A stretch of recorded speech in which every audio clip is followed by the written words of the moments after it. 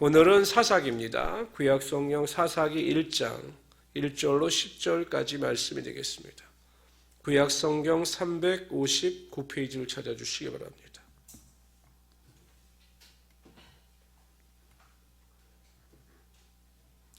구약성경 359페이지 사사기 1장 1절에서 오늘은 10절까지 말씀을 살펴보도록 합니다. 제가 먼저 1절 읽겠습니다. 여호수아가 죽은 후에 이스라엘 자손이 여호와께 여쭈어 이르되 우리 가운데 누가 먼저 올라가서 가나안 족속과 싸우리이까? 여호와께서 이르시되 유다가 올라갈지니라. 보라, 내가 이 땅을 그의 손에 넘겨 주었노라 하시니라.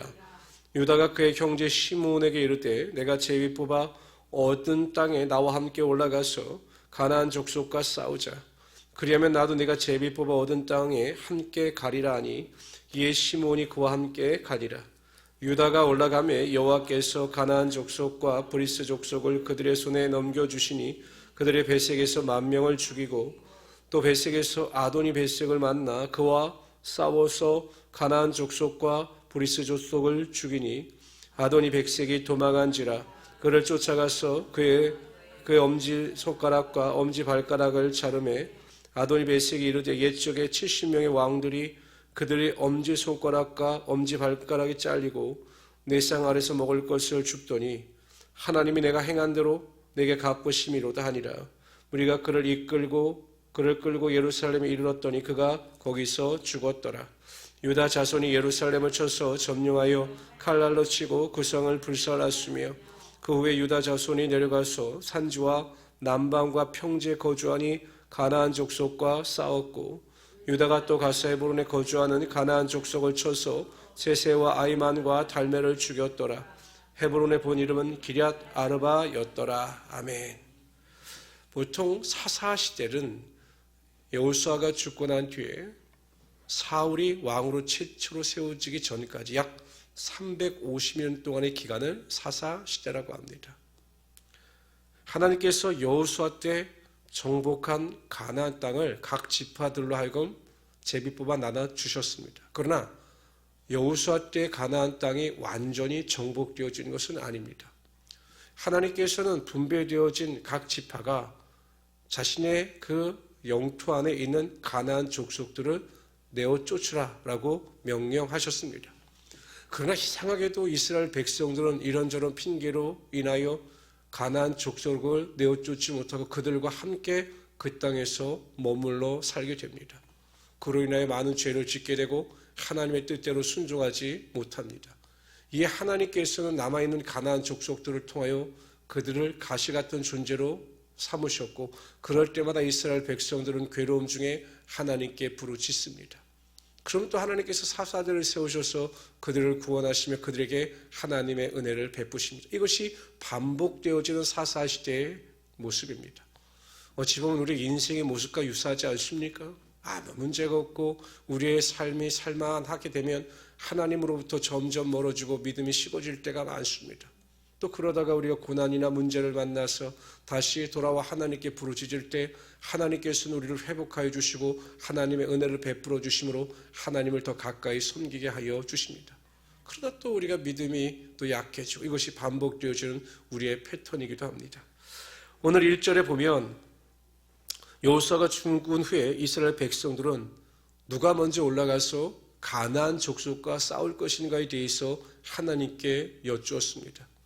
여호수아가 죽기 전에는 여호수아가 하나님께 대하여 응답을 받고 그것을 백성들에게 알렸습니다. 그러나 이제 여호수아가 죽자 이스라엘 백성들 스스로 하나님께 나아가 누가 먼저 올라가는 것이 하나님의 뜻인가에 대하여 물었습니다. 그래서 하나님께서 유다가 먼저 올라가라 라고 말씀하셨고 유다가 올라가 싸울 때 하나님께서 그들에게 큰 승리를 안겨주셨습니다. 우리가 기도할 때마다 항상 하나님의 뜻을 묻는 것이 중요합니다.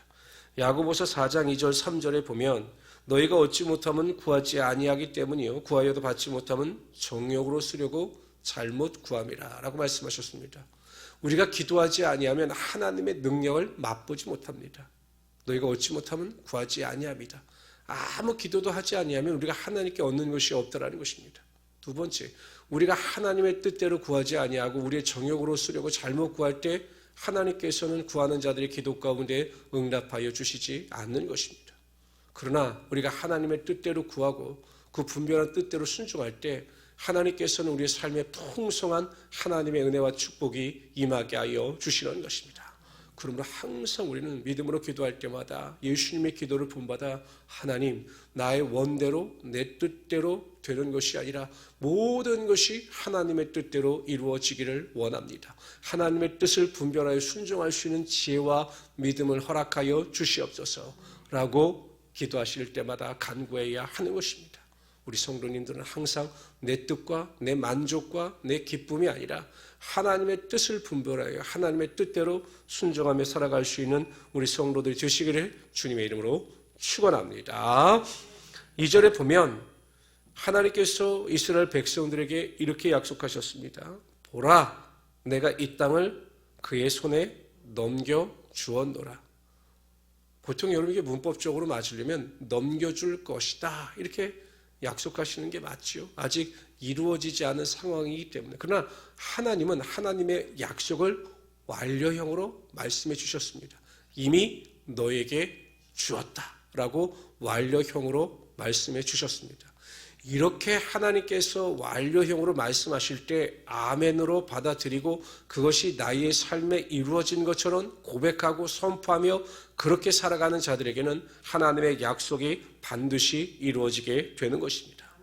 우리의 삶의 여전에 눈에 보이는 것이 없고 귀에 들리는 것이 없고 손에 잡히는 것이 없다 할지라도 하나님께서 주신 것을 믿고 보이는 것처럼 들은 것처럼 잡힌 것처럼 입술로 고백하고 선포할 때 그러한 능력이 나타나게 되는 것입니다. 마가복음 11장 24절에 그러므로 내가 너에게 말하노니 무엇이든지 기도하고 구하는 것은 받은 줄로 믿으라. 그리하면 너에게 그대로 되리라 라고 예수님께서 말씀하셨습니다. 우리가 항상 믿음으로 받아들이고 믿음으로 선포하고 된 것처럼 살아갈 때 하나님께서는 믿음대로 되는 하나님의 축복의 능력이 반드시 나타나게 하여 주실 것입니다. 의심하지 말고 받은 것처럼 주신 것처럼 믿음에 살아가시는 우리 성도들이 되시기를 주님의 이름으로 축원합니다. 7절에 보면 적군인 심판을 받는 그 가나안 족속의 왕 중에 아도니 백색이 이렇게 이야기합니다. 내가 행한 대로 내가 갚으심이로다. 믿지 않는 사람이었지만 왕이었지만 인과응보, 내가 다른 사람들에게 악하게 행동한 그대로 하나님께서 내게 행하셨다라고 이야기를 합니다. 믿음 없는 고백이지만 그의 고백 속에는 하나님의 진리가 내포되어져 있습니다. 갈라디아서 6장 7절 8절에 보면 스스로 속이지 말라. 하나님은 어신 여김을 받지 아니하시나니 사람이 무엇으로 심든지 그대로 거두리라. 자기의 육체를 위하여 심는 자는 육체로부터 썩어질 것을 거두고 성령을 위하여 심는 자는 성령으로부터 영생을 거두리라. 우리가 무엇을 어떻게 심느냐? 하나님께서는 그것을 그대로 거두게 하신다는 것입니다. 육신의 정욕과 안목의 정욕과 이생의 자랑을 쫓아 살아가는 자들에게는 썩은 열매가 나타날 것이지만 믿음으로 살고 예배와 기도와 말씀과 성령의 능력으로 심는 자들에게는 하나님께서 영생의 축복이 나타나게 하여 주십니다. 뿐만 아니라 이 땅에서도 기도할 때마다 믿음으로 살 때마다 잘 되는 축복이 반드시 나타나게 하여 주시라는 것입니다.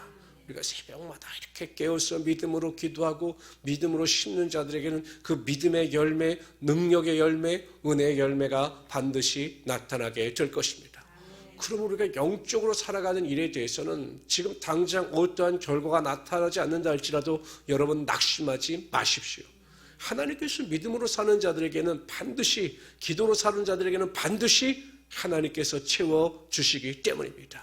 이것이 믿음의 법칙입니다.